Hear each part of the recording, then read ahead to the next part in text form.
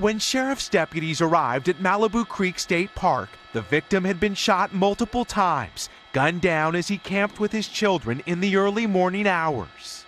Investigators say someone opened fire on 35-year-old Tristan Beaudette from outside his tent. His 2- and 4-year-old daughters by his side were not injured. About 4:44 in the morning, the sheriffs received a 911 call and responded and found a male victim of a gunshot. A chemist who attended UC Berkeley, friends say Beaudette was camping with his girls so his wife, a doctor, could prepare for an exam. His family, who was moving to the Bay Area, says not a second goes by that we aren't grappling with the senselessness of this crime. He was just a family man.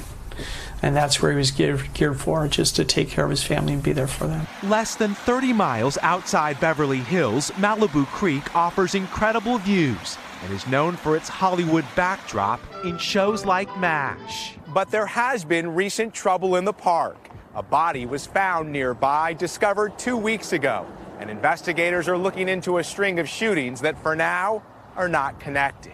Tonight, the iconic campground is closed, and with no suspect, the case of this murder mystery is wide open. Miguel Almaguer, NBC News, Malibu.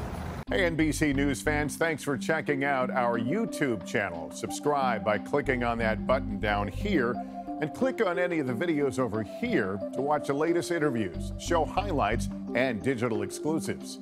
Thanks for watching.